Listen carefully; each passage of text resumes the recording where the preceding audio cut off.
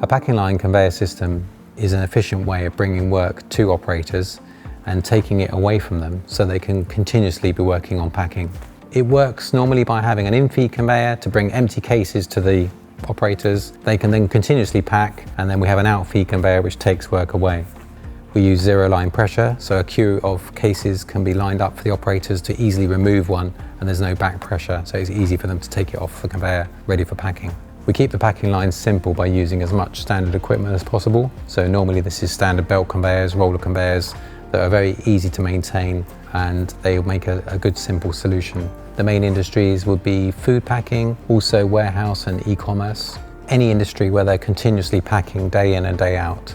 It will save you costs by being more efficient in your packing. Your staff will be busy packing rather than walking around to pick up empty cartons or goods that need to be packed.